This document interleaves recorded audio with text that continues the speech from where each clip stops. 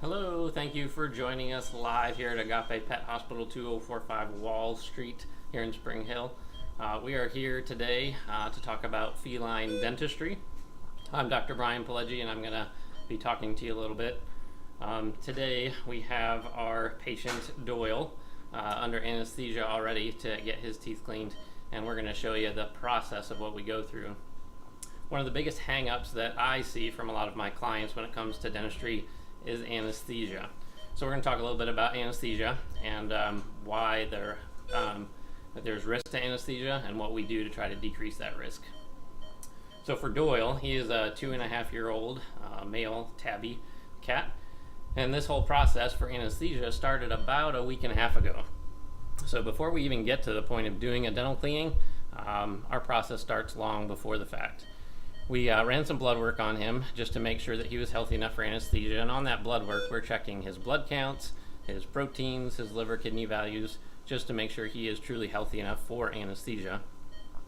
We also did a full exam on him a week and a half ago just to get a heads up on if he has any heart problems, if there's any other abnormalities that need to be taken care of as well. And then to decrease his risk even further, this morning I did a full exam on him again just to make sure that nothing has changed. To me, the physical exam is one of the most important things in assessing our patient's health and anesthetic risk. And so that's why we've done multiple exams on Doyle. His blood work was perfectly fine, and so this morning, or just before anesthesia today, we went ahead and gave him a sedative just to relax him, decrease anxiety, because stress in itself can affect the heart and lungs and his blood pressure and everything.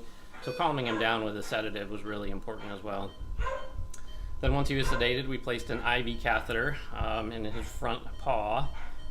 This IV catheter is probably one of the most important parts of anesthesia, because if we do run into problems with anesthesia, which certainly we're hoping we don't, but if we do, having direct access to the heart and the lungs through an IV is extremely important. The other thing that the IV catheter does for us is if we had to give him intravenous fluids, we can do that through the IV. And so that's another precautionary measure that we take to try to decrease his risk. Another thing that we do, and probably another very important key to the anesthesia, is monitoring equipment. We have him hooked up to a variety of monitoring. The top lines here in the green is an EKG, just like many of us would get done to us if we had heart problems. The EKG is basically to monitor his rhythm and the electrical pulse through his heart. And so we monitor that. We want it to be pretty regular from one heartbeat to the next. And each of those tall complexes are another heartbeat. So you can see that his heart rate is about 118 right now. The next numbers over on the side are his blood pressure. Just like many of us get our blood pressure taken, we have systolic over diastolic and what's called the mean blood pressure. And under anesthesia, that third number, the mean, this 81, is one of the most important. If that number drops below 60, that means that his overall average blood pressure is too low and we need to intervene with either IV fluids or decreasing his anesthetic. The last number here, this 98, is how much oxygen is in his bloodstream, and we want that number to always stay above 95. If it drops below 95, we might need to adjust things to make sure that it comes back up. So this bottom is his body temperature. When their body temperature drops really low, like potentially 95 or less, it really endangers his peripheral organs, and so we want it always to stay up closer to 100 to 102. Anywhere in that range is great. So right now all of his anesthetic parameters are normal, and while he is under anesthesia, we just want to make sure that everything stays that way. So the anesthesia is administered through an endotracheal tube. This delivers both oxygen as well as isoflurane, which is the anesthetic agent he's breathing in, and that keeps him at a very level plane of anesthesia. And we can adjust the percentage of isoflurane that he gets based on whether he's too deep under anesthesia or too light. So a lot of these monitoring and the IV catheter and the drugs that we use in order to sedate and induce anesthesia, they can vary from one veterinary practice to another. here at Agape, we try to take very little risk with anesthesia. We respect it very much, and we don't ever want to lose a patient under anesthesia or have complications. And so that's why we take all of these extra precautions to just ensure that his risk is the least amount possible. So once we have a good plane of anesthesia and we know that he is safe, then we start with the dental cleaning. And so for him, the reason he's getting his teeth cleaned, he has a bright red line at the base of his teeth, and that is called gingivitis. Gingivitis often occurs from an infection in the mouth, and his infection may be from the tartar and plaque buildup, which is kind of the yellowish brown color on his teeth.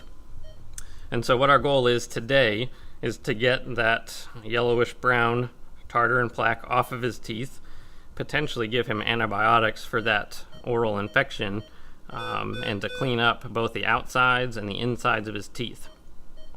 One thing that I often will do at the early stages of the dental cleaning is to check the very base of the teeth for any deep pockets. And so we use various instrumentation.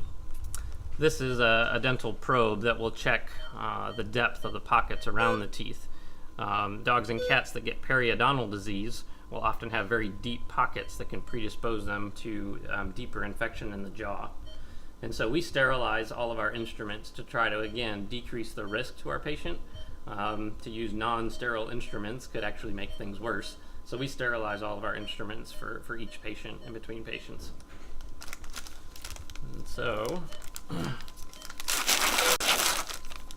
we'll go ahead and take the dental probe, and we are going to just kind of check the base of the teeth.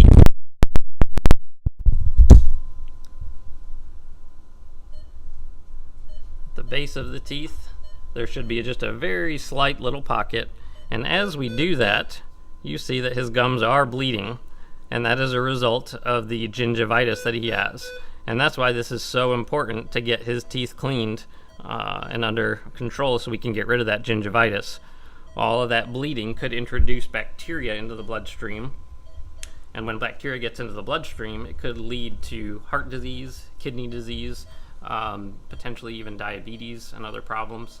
And so any time that we are recommending a dental cleaning, it is mainly to prevent these other problems, both to prevent teeth infection as well as systemic infection of the kidneys and the heart and elsewhere. And so once we check the pockets and make sure that they're not too deep, which his aren't too deep, we will take a dental scaler, kind of similar to what is used with us when we get our teeth cleaned. This is an ultrasonic scaler that will kind of very quickly go up against the tooth and get that tartar and plaque off, as well as kind of wash away a lot of the bacteria and tartar and plaque. And so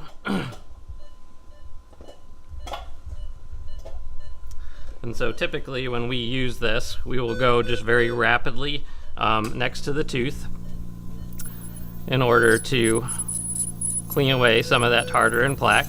And we always move it very quickly on the tooth. We don't ever want it to sit in one spot for too long, because it can heat up the tooth and cause damage to the enamel on the edge of the tooth.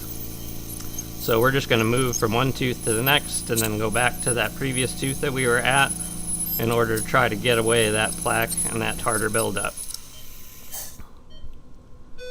And the water that's coming out is also to help keep the tooth cool, to make sure that we're not heating up the tooth too much, as well as to wash away some of that plaque and tartar from the edge of the tooth.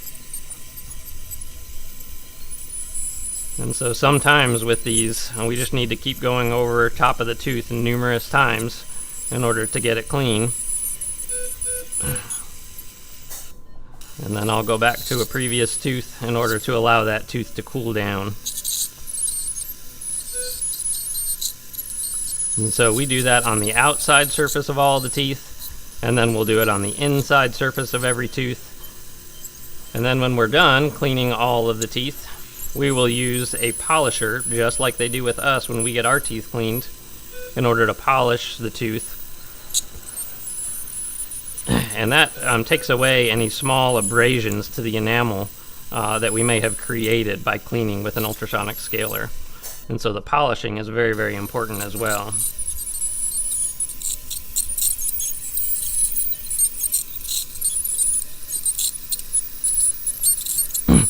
So while we're doing this, either the technician or the doctor is always monitoring these anesthetic parameters like we talked about. And so my technician is watching the anesthetic for me, adjusting it as needed, and will inform me if we need to intervene or do anything differently. And so that's basically what we do in order to clean teeth. And as we go through each arcade, the upper arcade, the lower arcade, and then the opposite side, if we do have any major diseased teeth, deep pockets or infection, we'll talk oftentimes about whether that tooth needs to be extracted or whether there's more treatment that needs to be done on that tooth. And so we try to evaluate each tooth individually and go through the whole mouth to make sure that there isn't anything else that needs to be done. So when we're all done, we'll turn off the anesthesia and leave Doyle hooked up to the oxygen for a little while longer to be sure that we're oxygenating our lungs really well. And we'll continue to monitor his anesthetic parameters until he's waking up. And then we'll leave him here in our clinic for about 3 or 4 more hours, maybe a little bit longer, to make sure he's fully awake and that there was no complications from anesthesia before we send him home. So this is basic procedure for dentistry, and it's going to be pretty similar in dogs, although dogs have twice as many teeth as cats do, so it takes a little bit longer with the dogs. And dogs are also a little more prone to periodontal disease, which is what we were doing when we were checking with the probe. When we probe and it goes very deep into the base of the tooth, that's periodontal disease. And dogs are very prone to that, and sometimes do need to have teeth extracted because of that. And so that's the end of our talk on feline dentistry. We're going to go ahead and finish up with everything for Doyle and make sure that he recovers well.